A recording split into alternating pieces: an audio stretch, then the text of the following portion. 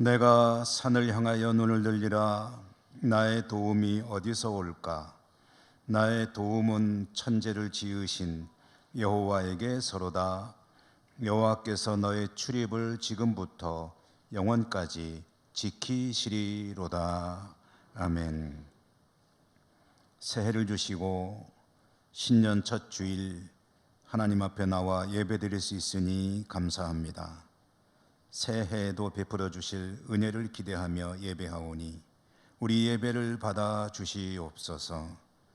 주 예수 그리스도 이름으로 기원하옵나이다. 아멘.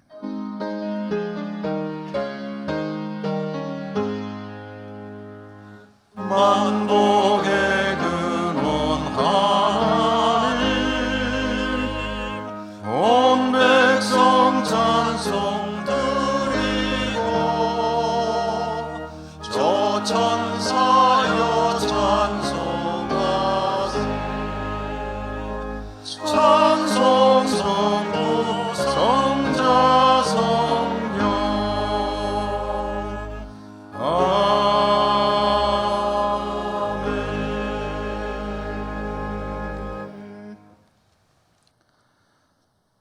새해를 주시고 계속해서 주님 은혜 가운데 거하며 첫 주일도 지킬 수 있게 하심을 감사합니다. 하나님 앞에 서서 지나온 한 해를 돌아봅니다. 힘겨울 때도 많이 있었지만 하나님의 은혜는 그보다 더 컸음을 고백하게 됩니다. 그럼에도 저희들은 하나님 은혜를 깨닫지 못할 때 많았고, 입술의 고백과 삶이 일치하지 못할 때 많았습니다. 하나님의 영광을 구하기보다는 자신의 욕구에 더 힘을 쏟았습니다. 저희들의 부족함과 연약함을, 불신앙을 불쌍히 여겨 주시옵소서. 이 시간에 침묵하며 우리 안의 모든 은밀한 허물과 죄들을 하나님 앞에 내어 놓습니다.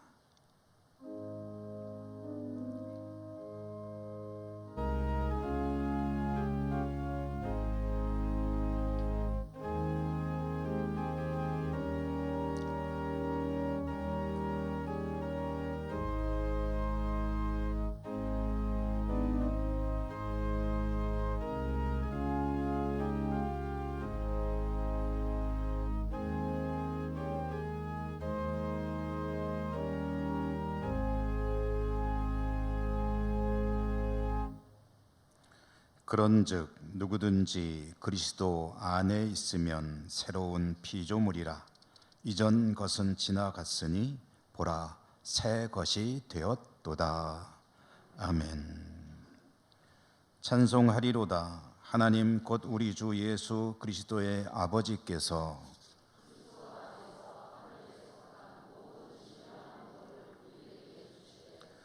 곧 창세 전에 그리스도 안에서 우리를 택하사 우리로 사랑 안에서 그 앞에 거룩하고 흠이 없게 하시려고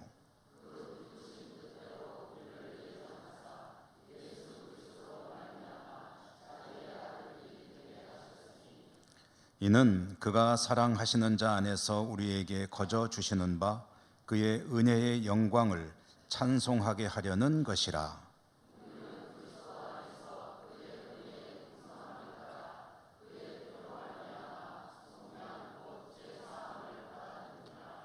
이는 그가 모든 지혜와 총명을 우리에게 넘치게 하사 그 뜻의 비밀을 우리에게 알리신 것이요.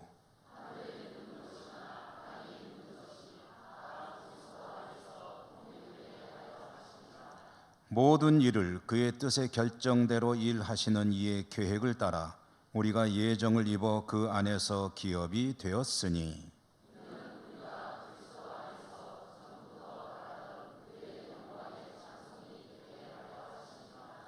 아멘. 나는 전능하신 아버지 하나님 천지의 창조주를 믿습니다. 나는 그의 유일하신 아들 우리 주 예수 그리스도를 믿습니다. 그는 성령으로 잉태되어 동정녀 마리아에게서 나시고 본디오 빌라도에게 고난을 받아 십자가에 못 박혀 죽으시고 장사된 지 사흘 만에 죽은 자 가운데서 다시 살아나셨으며 하늘에 오르시어 전능하신 아버지 하나님 우편에 앉아 계시다가 거기로부터 살아있는 자와 죽은 자를 심판하러 오십니다. 나는 성령을 믿으며 거룩한 공교회와 성도의 교제와 죄를 용서받는 것과 몸의 부활과 영생을 믿습니다. 아멘.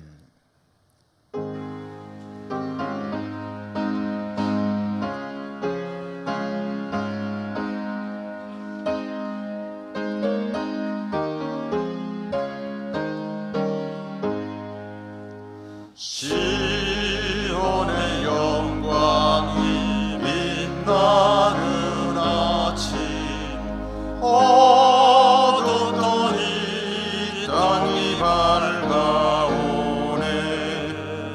슬픔과 애통이 기쁨이 되니 시온의 영광이 비춰오네.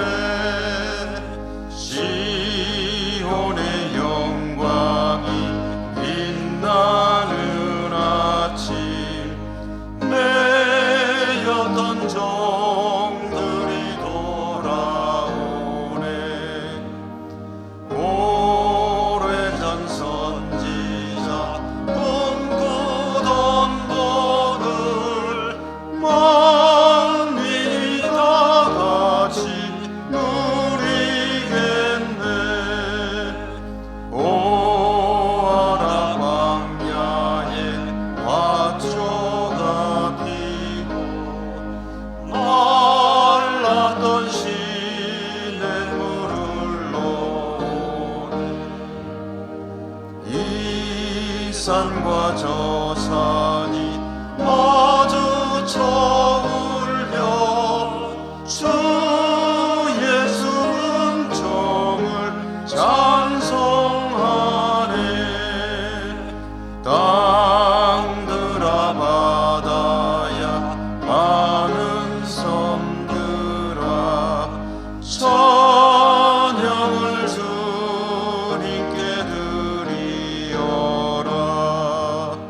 싸움과 죄악이 가득한 땅에 찬송이 하늘에 사무치네. 아멘.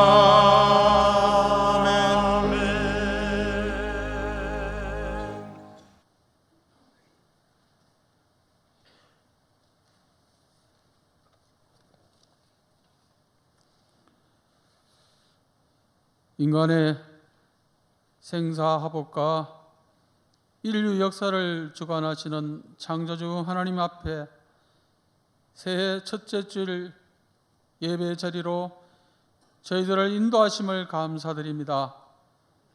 지난 한 해 저희들의 삶과 주변에서 일어난 일들을 돌아보면 결코 쉽지 않은 시간들이 이어졌다는 것을 알게 됩니다.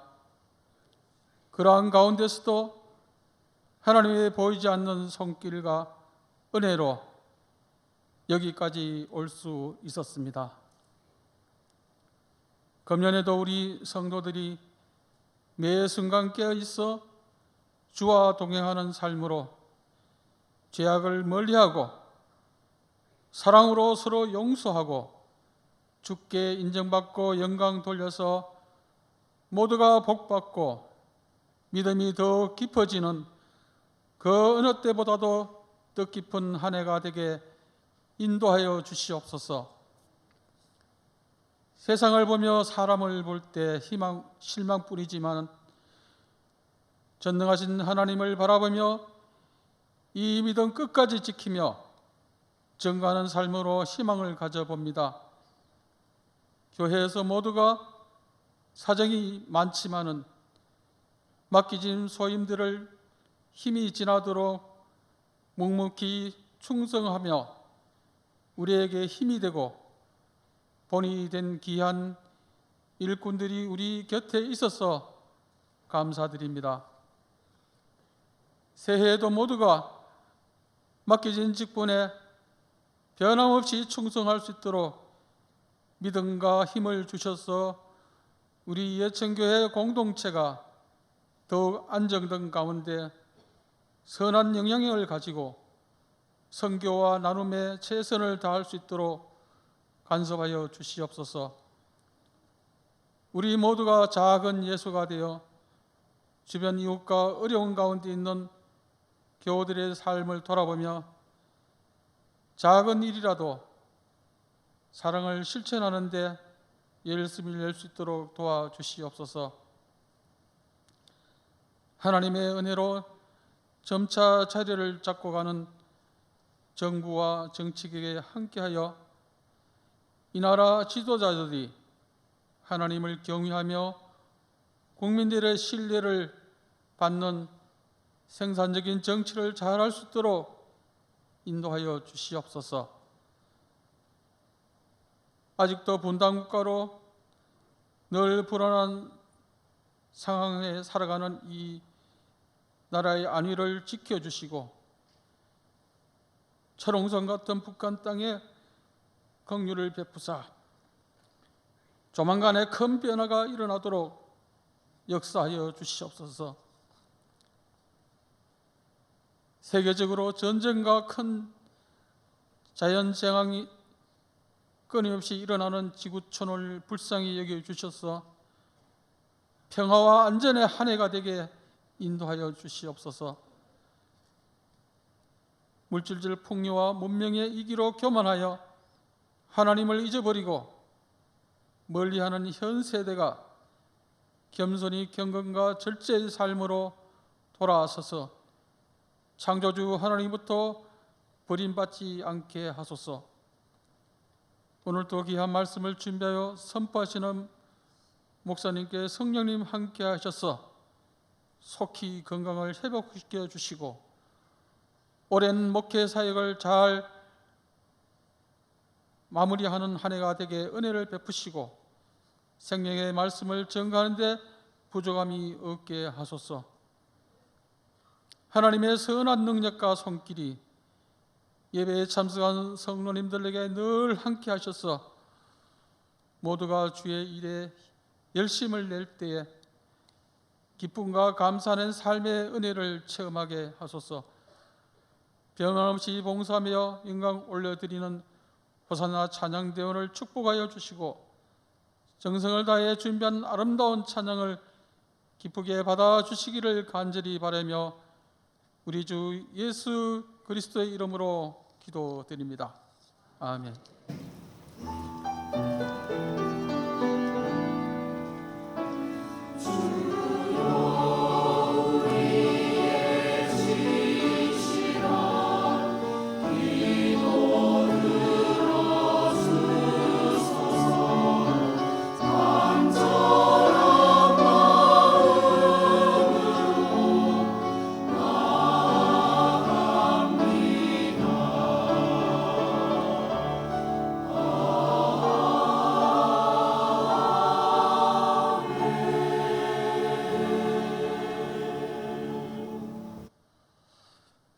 (2026년) 첫 주일에 하나님께서 주시는 말씀 신약성경 에베소서 4장 31절과 32절의 말씀 봉독합니다.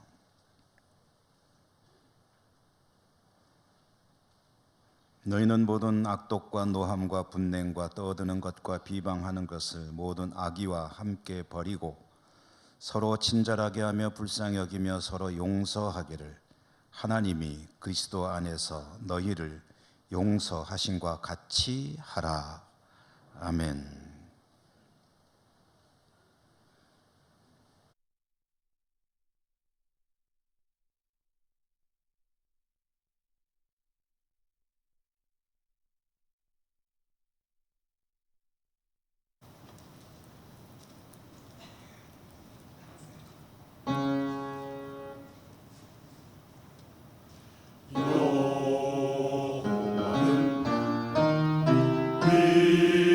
위대하다 주 여호와는 위대하시도다 주 여호와는 위대하시도다 주 여호와는 위대하시도다 소리 모아 찬양 주 여호와는 위대하시도다 우리 하나님의 성 거룩한 성 안에서 소리 모아 찬양할지라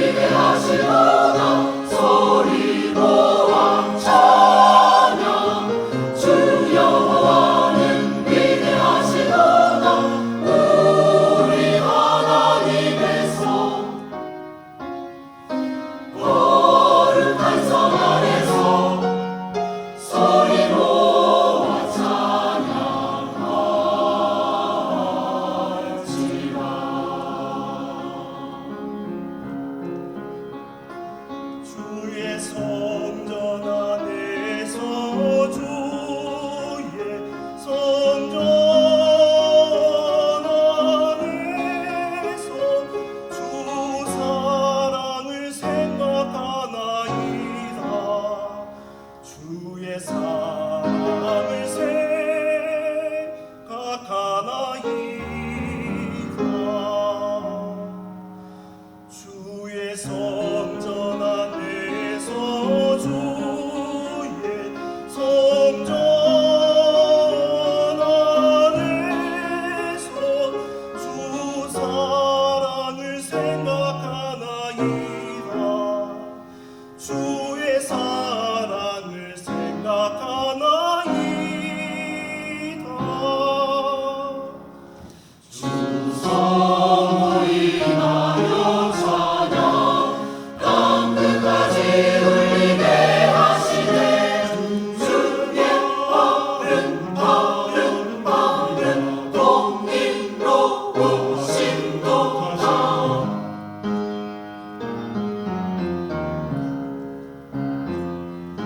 시온 기뻐하라 시온 기뻐하라 시온 기뻐하라 여호와의 땅을 기뻐하라 시온 기뻐하라 시온 기뻐하라 시온 기뻐하라 여호와의 땅을 기뻐하라 너희는 시온 두루 다니면서 나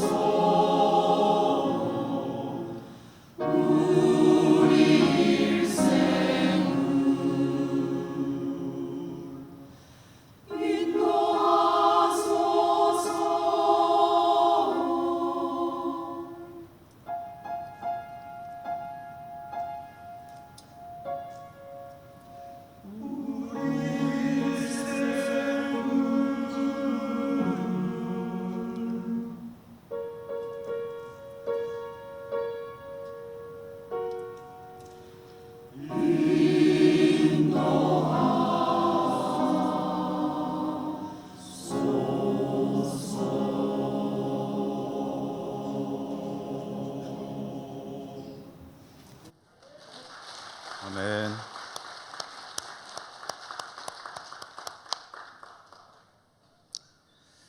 할렐루야. 새해 첫 예배 하나님 앞에 나오신 여러분들 축복합니다. 예배 중에 말씀의 은혜 풍성하시기를 기원하고요. 또 금년 한 해가 하나님의 은혜 가운데 거하시는 복된 한 해가 되시기를 축복합니다. 매년 새해 첫 주일에는 그 해의 표, 우리 교단 총회에서 제시하는 표를 가지고 말씀을 나누죠. 금년도에 우리 대한예수교 장로회 통합교단에 속한 모든 교회들이 힘써야 될 주제 표는 보시는 대로 용서에 관한 내용입니다. 용서, 하나님의 뜻에 따라 용서를 구하는 것이 또 하나님의 뜻에 따르는 사랑의 시작이다 하는 그런 말씀입니다. 여러분, 금년에 이 표가 여러분의 삶 가운데 이루어지는 복이 있기를 또한 기원합니다. 믿음으로 살아가는 사람들이 하나님의 은혜가 어떤 것인가를 제대로 바르게 깊이 인식하고 깨달아 알고 있다면 그의 삶은 하나님의 은혜에 부응하는 합당한 삶을 살려고 노력하게 될 겁니다. 그렇지 않습니까? 무엇인가 은혜를 받았으면 거기에 대해서 보답을 하고 싶은 것은 당연한 이치이죠. 지난 송구영신 예배 때 말씀을 나누기를 달란트 비유 이야기로 나누었죠. 그때 드린 말씀, 송구영신 예배를 들으신 분들은 기억하시겠습니다마는 우리의 일생이라는 것은 하나님께서 주신 시간을 사는 것이다. 하나님이 시간의 주인이시거든요. 시간의 주인이신 하나님께서 우리 각자가 이 땅에 있게 하셨고, 그리고 또 시간이라는 것을 허락해 주셨습니다. 사람마다 길이는 다르겠죠. 그렇지만 주어진 시간을 산다는 면에서는 공통적인데, 그런데 내 인생이 존재 자체가 하나님이 주신 것이고 또 살아가는 그 시간도 하나님께서 주신 시간을 살아가는 것이다 라는 이야기는 내 삶의 주인이 내가 아니라는 이야기입니다. 나는 주어진 시간을 살아가는 존재이지만 내 인생의 진정한 주인은 그것을 주신 하나님이시다.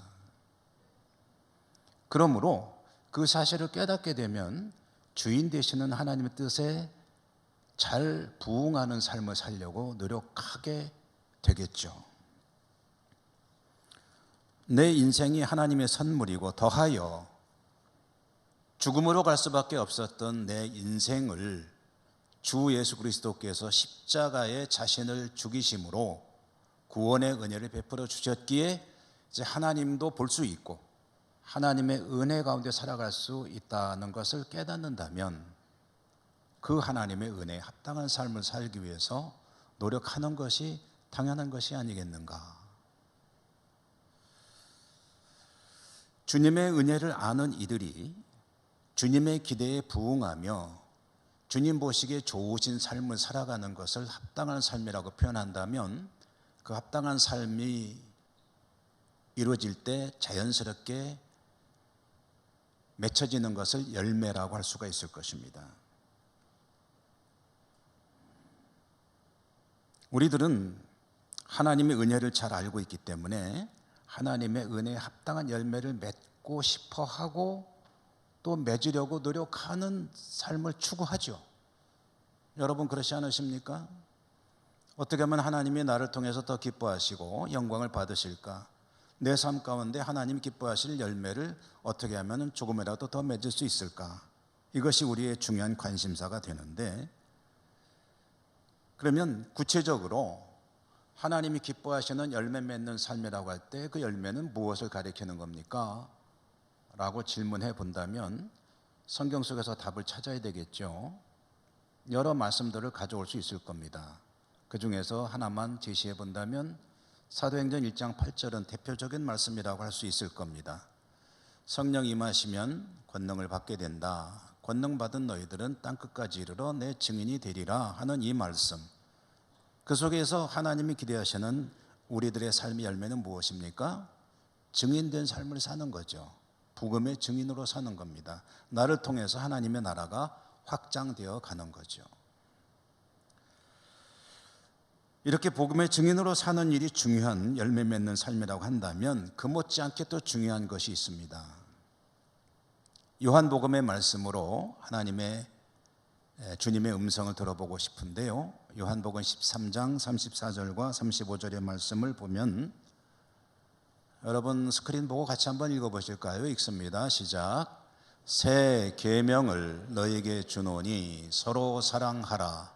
내가 너희를 사랑한 것 같이 너희도 서로 사랑하라. 너희가 서로 사랑하면 이로써 모든 사람이 너희가 내 제자인 줄 알리라. 아멘. 사랑에 대한 계명입니다. 주님의 은혜를 아는 사람은 하나님을 사랑하고 이웃을 사랑하고 서로 사랑하고 사랑을 추구하는 삶을 살게 된다. 당연한 겁니다.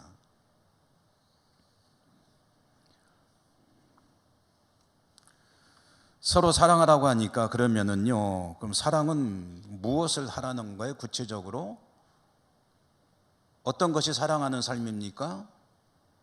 라고 질문한다면 역시 성경 속에서 답을 찾아보는 것이 좋겠죠. 사랑하면은 떠오르는 대목은 고린도전서 13장이 아니겠습니까? 사랑은 어떤 것인가? 길게 사랑에 대해서 이야기해 주고 있는 그 말씀 보니까 사랑은 오래 참습니다. 오래 참는 게 사랑입니다. 사랑 어떻게 하고 살면 돼요? 오래 참으시는 거죠.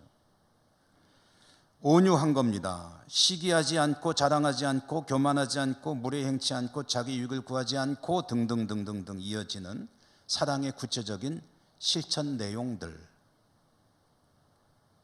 궁금하신 분들은 고린도전서 13장을 찾아보시고 읽어보시기 바라고요. 그런데 이 고린도전서 13장의 사랑의 방식 말고 또 에베소서가 전해주는 말씀도 있습니다. 사도 바울이 에베소 교회를 향해 보낸 편지인 에베소서에도 보니까 사랑의 방법 이야기를 들려주는데요. 그 사랑의 방법에 대한 이야기가 나오는 대목의 조금 큰 틀을 보면은 에베소서는 그리스도를 믿는 사람, 주님을 영접해서 살아가는 사람의 모습을 좀 설명해 주기 위해서 옛사람과 새사람으로 대비를 해서 이야기를 해줍니다. 옛사람이 있고 새사람이 있다는 거죠. 옛사람은 어떤 사람이냐면은 살던 대로 사는 사람입니다.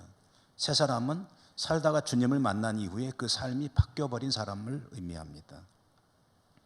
에베소서는 옛사람과 새사람을 옷 입는 것에 비유합니다. 옛사람을 벗어버리고 새사람을 입으라. 그러면 옛사람이라고 하는 그 옷은 어떤 것입니까? 오랫동안 입어온 옷입니다. 나에게는 익숙한 것 같은 옷이에요. 편한 것 같습니다. 그런데 오랫동안 입다 보니까 때가 타고 또 냄새가 나고 뭔가 조금 조치가 필요한 그런 옷입니다. 새 사람은 어떤 사람입니까? 새 사람은 주님을 만나 변화된 사람이죠. 옷에 비유하자면 옷을 깨끗이 세탁을 해가지고 더러운 모든 묵은 때들을 다 빼버리고 옛날 같으면 풀 먹여가지고 잘 다려서 빳빳해진 옷 입으면 뭔가 좀 거치는 것 같긴 한데 그래도 기분이 상쾌한 옷에서는 새 옷이 풍겨주는 향기, 곧 그리스도의 향기가 물씬 풍기는 그런 새 옷. 옛사람이 과거에 살던 그대로 사는 사람이라고 한다면 새 사람은 그 옛사람이라는 것을 벗어버리고 새로운 옷을 입은 사람, 그리스도로 옷 입은 사람, 그 새 사람인데 세 사람의 여러 가지 모습들을 쭉 에베소서가 나열하는 중에 그 중에 한 대목이 오늘 4장 31절과 32절입니다. 주님을 만나서 영접해서 그래서 변화된 사람, 옛사람을 벗어버리고 새롭게 거듭난 사람, 중생한 사람은 어떤 사람이냐 할 때 오늘 31절과 32절만 가지고 이야기한다면 그 중에서도 32절을 중심으로 보면은 딱 떠오르는 말이 용서라는 말입니다. 사랑과 용서.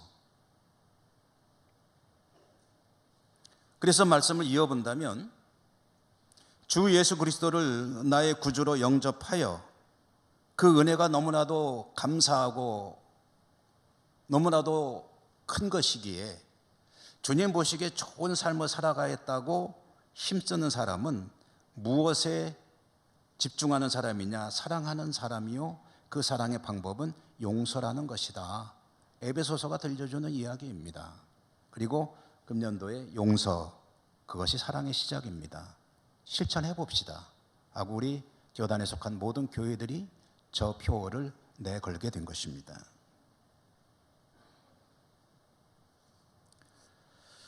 주님의 은혜가 얼마나 큰지를 아는 사람은 주님께서 기대하시는 삶을 추구한다고 말씀드렸죠. 주님께서 기대하시는 삶의 모습 중에 증인으로 사는 것도 중요하지만 사랑의 사람으로 사는 것이 또 중요한 그런 주제가 되는 것이다. 테마가 되는 것이다. 내 인생에 나는 사랑을 많이 하며 살아가는 사람이어야 되겠다 라고 할 때 그 중심에 용서라는 것이 있는데, 용서는 그 사랑하는 삶의 시작이라는 것인데,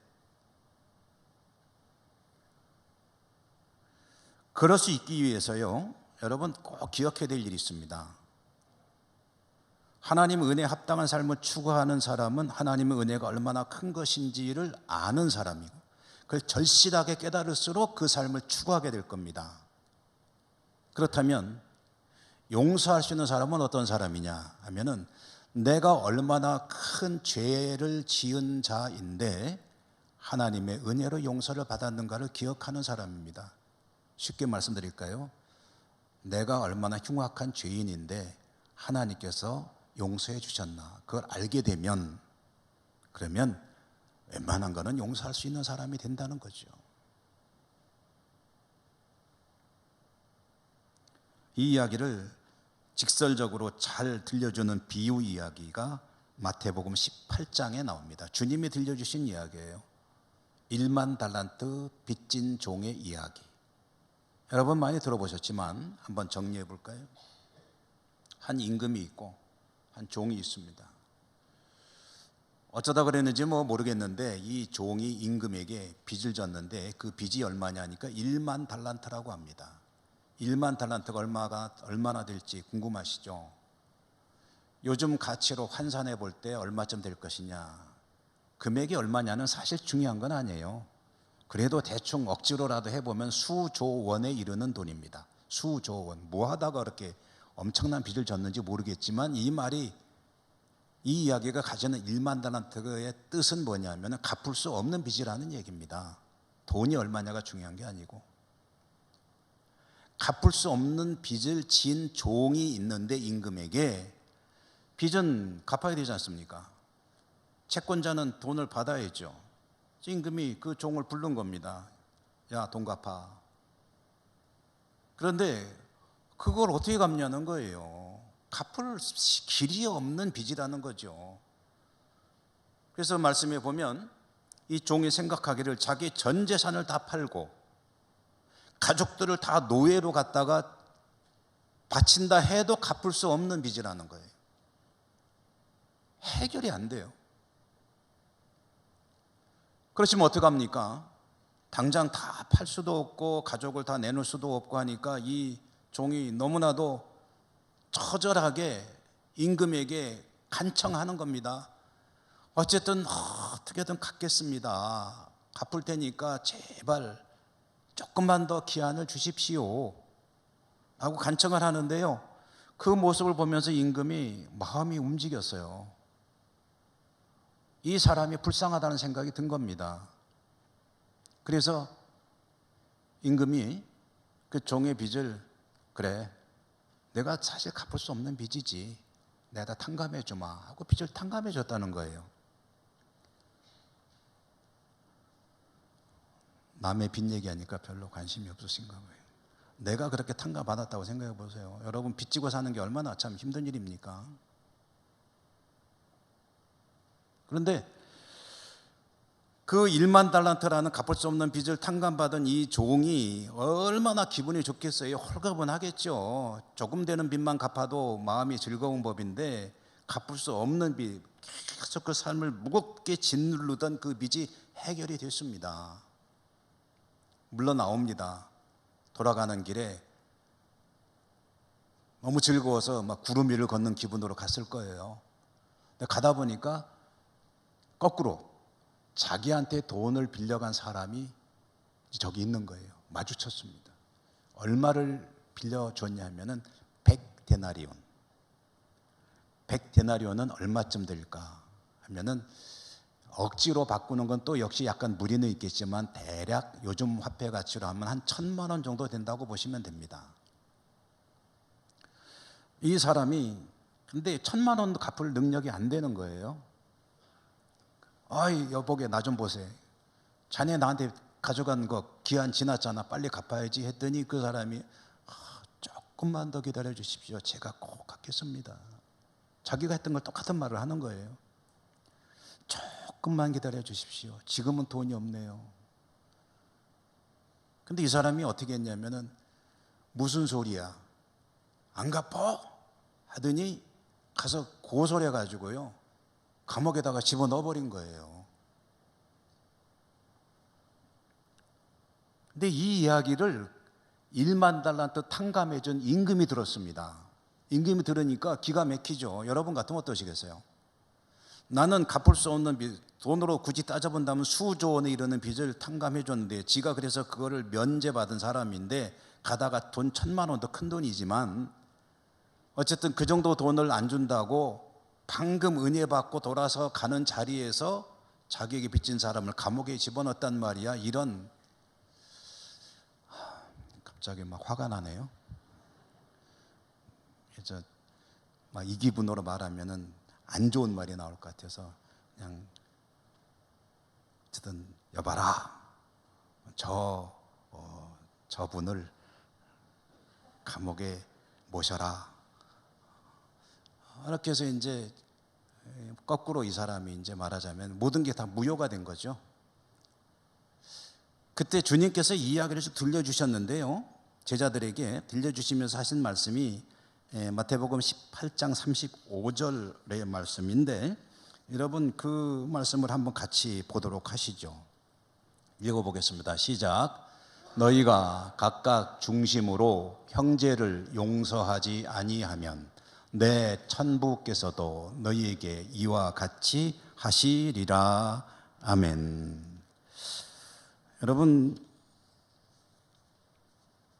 형제를 용서하는 것이, 그것이 얼마나 중요한 것인가를 이 말씀도 있지만 또 우리가 늘 반복하고 반복해서 암송하는 주기도문에도 그 내용이 나오잖아요. 뭐라고 되어 있죠? 우리가 우리에게 뭐한 사람을, 잘못한 사람을 용서하여 준 것 같이 우리 죄를 용서해 주시고, 여기서 전제가 뭡니까? 나에게 잘못한 사람이 있습니다. 그 사람의 잘못을 용서해 준 것 같이, 이 얘기는 무슨 얘기입니까? 내가 용서해 줬다는 게 전제가 되는 거예요.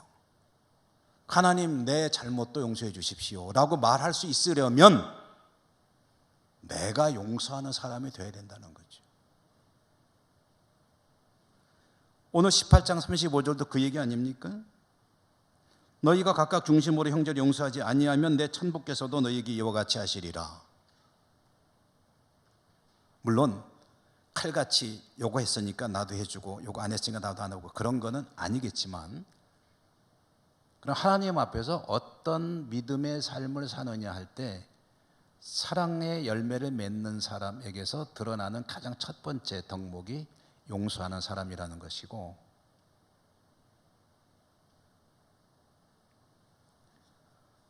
그만큼 하나님 보시기에 귀한 일이 이러한 믿음의 삶을 사는 것이다. 여러분, 그 좀 전에 보았던 1만 달란트 이야기에서 그 1만 달란트 빚진 사람은 누구를 가리키는 걸까요? 엄청난 큰 죄를 지은 사람을 가리키는 걸까요? 흉악한 죄를 짓고 감옥에서 복역 중인 재소자, 연쇄살인마, 이런 사람들을 가리키는 걸까요? 그렇지 않습니다. 그래서 1만 달란트 빚졌다는 얘기는 이 땅의 모든 사람들을 가리키는 말입니다.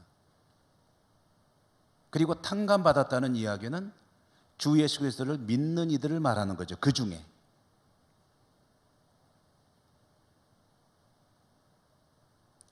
그러므로 저와 여러분 우리들이 믿음으로 사는 이들이 도저히 용서받을 수 없는 죄를 가지고 살아가는 그런 불쌍한 존재인데 하나님께서 도저히 갚을 수 없는 그 빚, 해결될 수 없는 그 죄의 문제를 주 예수 그리스도 그분의 십자가 은총으로 사하여 주셨다.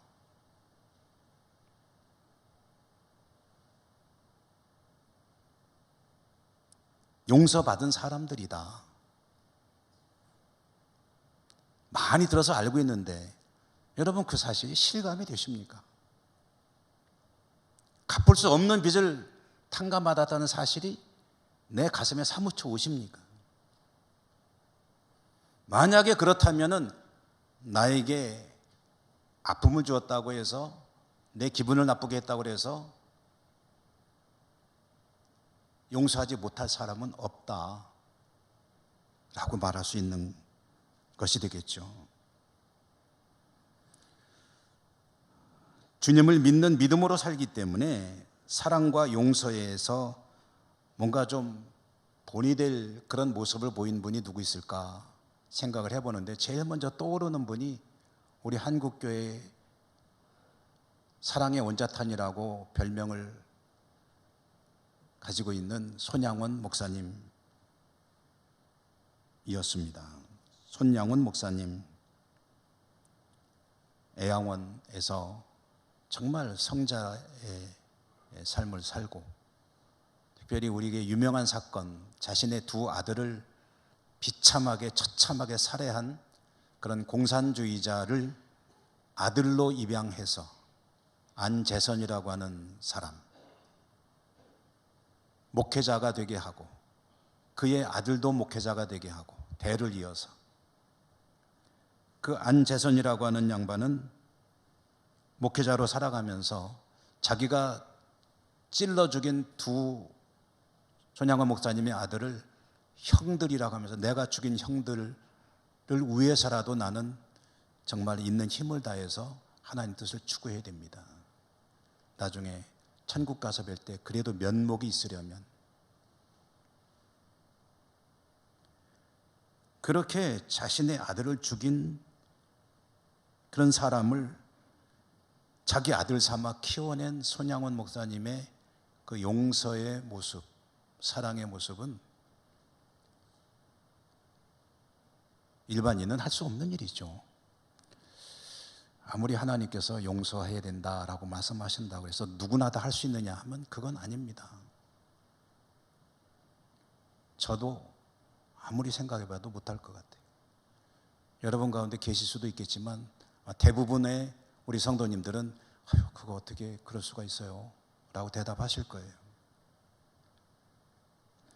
그런데 아들을 죽인 그야말로 원수를 용서하지는 못한다 하더라도 하나님 은혜를 절실하게 깨닫는다면 좀 전에 말씀드렸지만 웬만한 것들은 좀 용서할 수 있어야 되는 게 아니냐. 하나님 은혜를 제대로 깨달았다면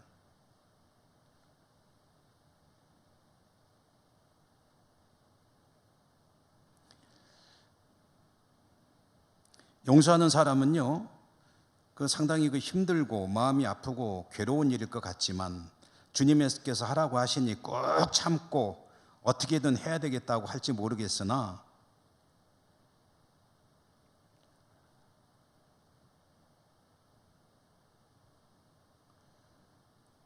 사실 용서하는 사람이 제일 복 받는 겁니다. 그렇지 않습니까? 여러분, 우리가 살아가면서 계속해서 끌어안고 살아야 되는 게 있고 좀 내려놓으면 편한 것들이 있습니다. 계속해서 끌어안고 살아야 될 것은 뭘까요? 절대 내려오면 안 되는 것, 그건 주님의 은혜겠죠. 주님을 향한 믿음, 주님의 사랑을 기억하고 계속 가슴에 안고 늘 감사를 가지고 살아야 되는 것이 끌어안아야 된다는 것이라고 한다면 내려놓아야 될 건 뭐가 있습니까? 오늘 본문에도 나오지만 너희 모든 악독과 노함과 분냄과 떠듬과 비방하는 것을 다 버리고, 부정적인 감정들은 버리고, 누군가를 향한 미움은 좀 버리고, 내 마음속에 부글부글 끓어오는 분노는 좀 버리고, 증오는 내려놓고, 누군가를 향한 비판하는 마음은 좀 버리고,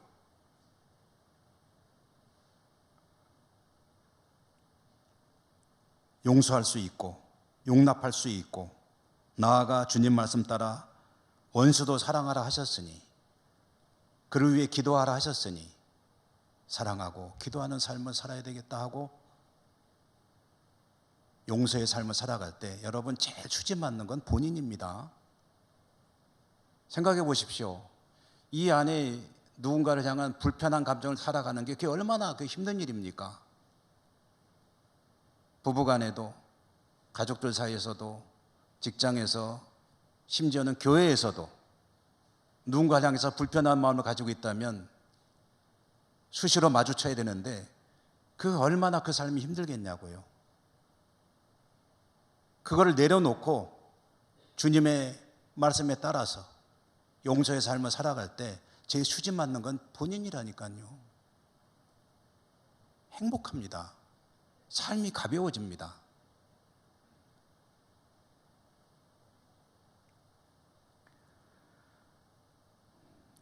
용서할 수 있는 방법 하나를 여러분에게 말씀드리겠습니다. 뭐 어려운 것도 아니고 잘 아시는 내용일 수도 있습니다. 이것은 특별할 것도 없고요. 성경에서 나오는 용어를 비유 갖다 가져와 본다면 긍휼의 마음으로 사는 겁니다. 긍휼의 마음.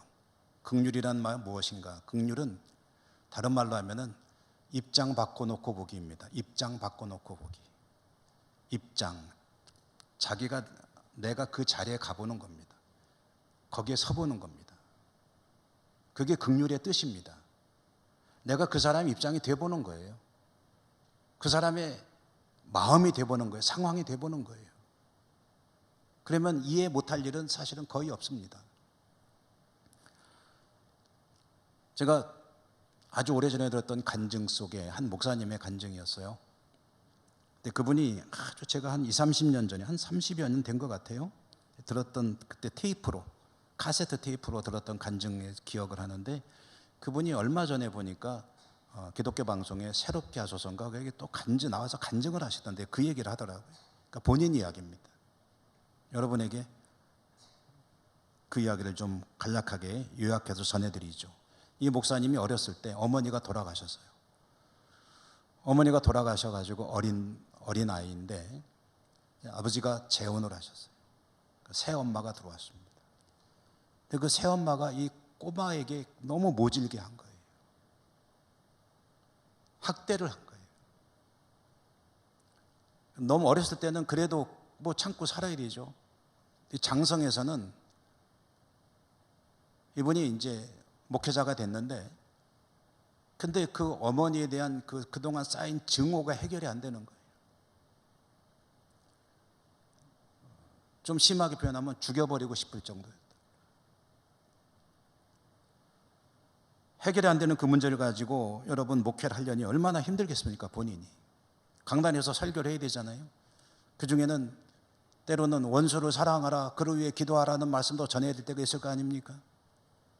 근데 그 말씀을 전하면서 본인이 얼마나 마음이 괴롭겠어요. 교인들에게, 성도들에게는 원수를 위해서 사랑하고 그를 위해서 기도하라고 하는데 자기는 그 문제 해결이 안 되고 있는 건데, 아직까지도 증오가 이 속에서 꿈틀거리고 있는데, 생각만 해도. 근데 어느 날 기도하다가 성령의 음성처럼 들려오는 것이 있었는데 그게 뭐냐 하면은 바로 그 얘기였다래요. 긍휼의 마음의 이야기입니다. 너 힘들었지? 네 새엄마도 힘들었다. 그 새엄마의 인생도 너무너무 힘든 거였다. 저희가 그러면서 그 엄마에 대해서 생각을 해보니까 그 새엄마의 삶이 너무나도 힘들고 고통스럽고 막 그냥 그렇게 살아온 인생이다 보니 그럴 수밖에 없겠구나 하는 것들이 이제 이해가 된 거예요. 그러면서 어머니의 문제를 해결하고 용서하게 되었다는 그런 간증이었습니다. 여러분, 이 문제를 해결했을 때 제일 수지 맞은 사람이 누군 것 같습니까? 목사님 본인이에요.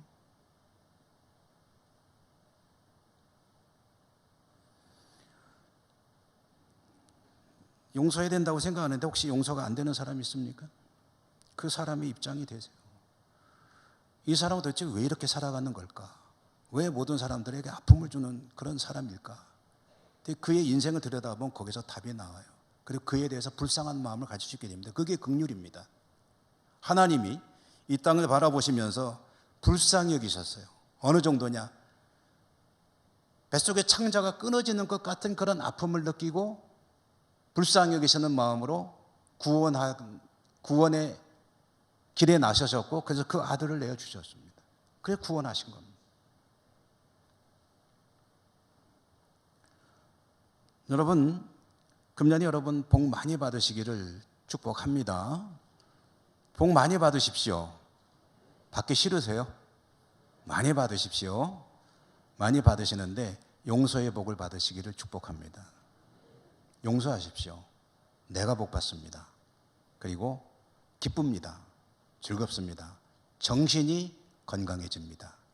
주님과의 관계가 더 깊어집니다.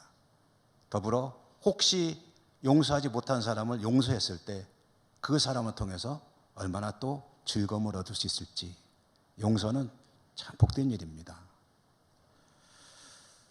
지금 여러분 머릿속에 누군가를 떠올려 보십시오. 그와의 문제가 해결이 안 되고 있습니까? 오늘 말씀을 그를 용서하라는 하나님의 음성으로 들으시기를 바랍니다. 그리고 금년이 가기 전에, 아니 최대한 빨리 문제를 해결하시고 하나님 은혜 가운데 평화의 삶을 여러분 모두가 살아가시는 복된 한 해가 되시기를 주님 이름으로 축복합니다. 은혜로우신 하나님 감사합니다. 오늘도 저희들에게 말씀 주셨습니다. 사랑과 용서 이야기 금년에 잘 실천하여 하나님 앞에 영광 올려드리고 복된 삶 살아갈 수 있도록 인도해 주옵소서. 감사하고 예수님 이름으로 기도드립니다. 아멘. 찬송하시며 봉헌하십니다.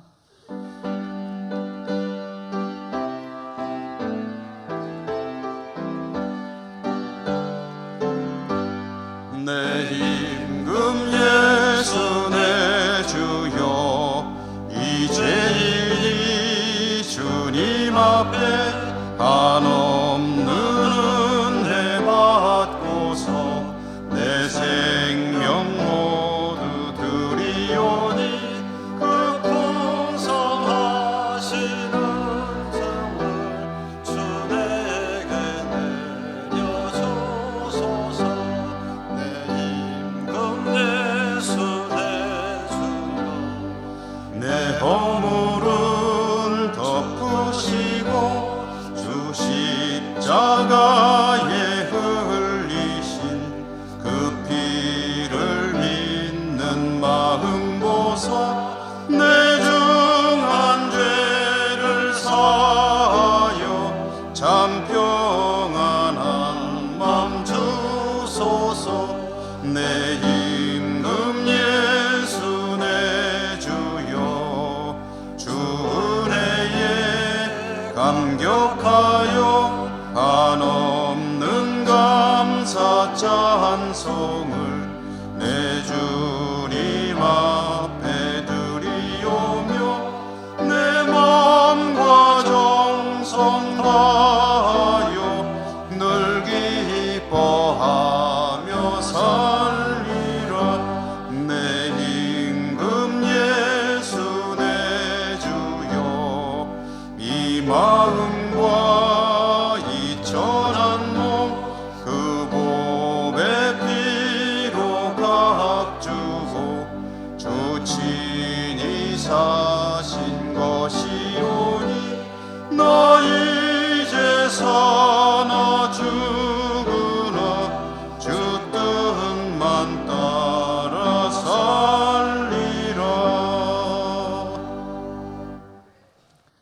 하나님 감사합니다. 오늘 하나님을 예배할 수 있음 감사하고 또 예물 드릴 수 있음 감사합니다. 모든 것이 하나님의 은사입니다. 주신 것의 일부 정성껏 하나님 앞에 가지고 나와 올려드리오니 받아주시고 저들의 삶에 복 주시되 사랑의 은사 용서하시는 마음 허락하셔서 더 평강의 삶을 살아가는 저희 모두가 될 수 있도록 은혜 더하여 주시옵소서. 감사하고 예수님 이름으로 기도드립니다. 아멘.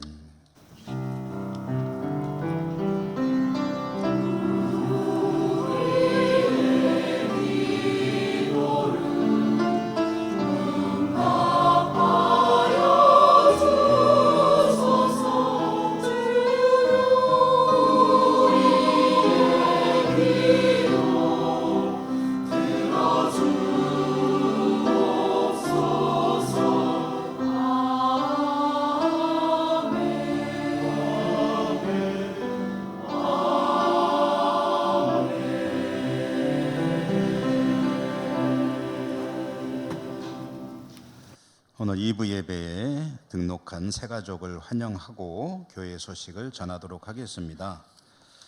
조승로 집사의 신부죠. 쩐티 감탄 우리 자매.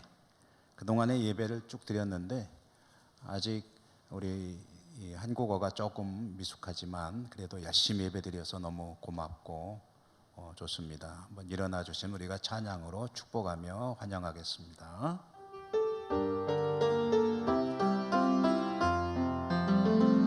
주의 사랑으로 환영합니다.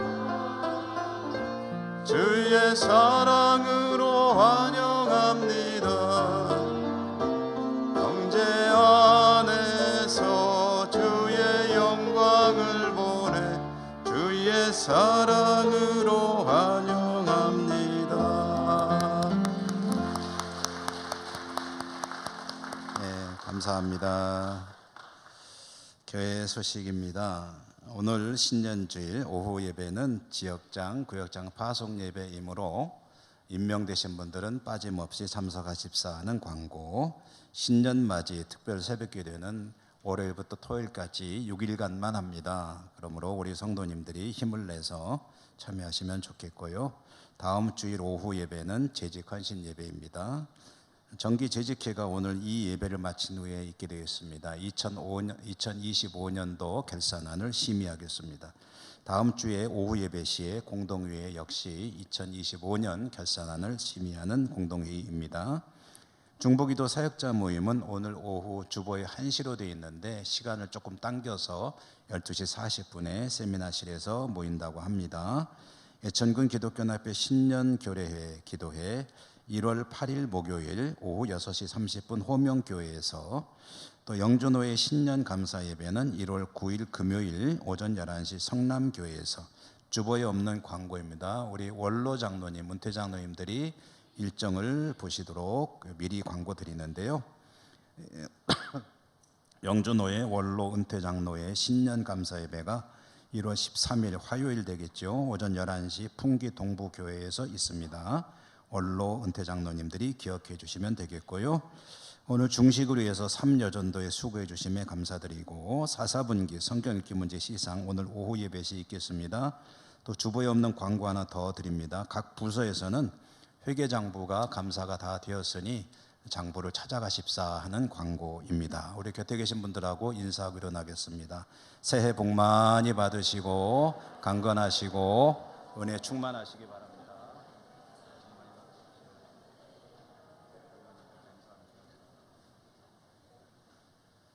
여러분 새해 복 많이 받으시고 행복하십시오. 주기도송과 축도로 예배 마치겠습니다.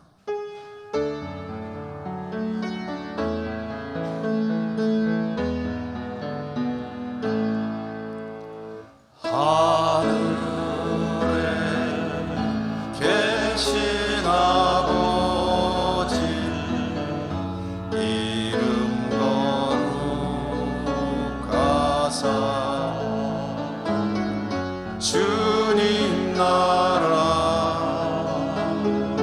임하시고 뜻이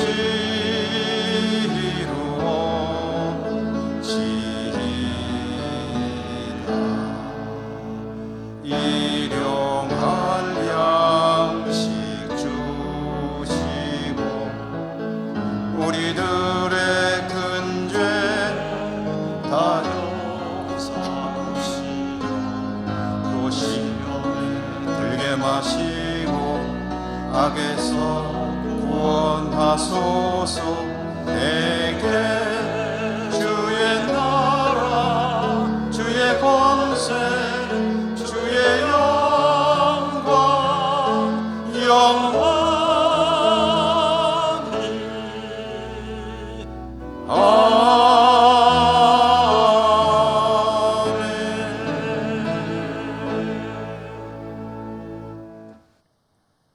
자비로우신 하나님 사랑하시는 주의 백성들, 새해 첫 주일 예배를 하나님 앞에 올려드리고 그들이 있어야 될 삶의 자리로 다시 나갑니다.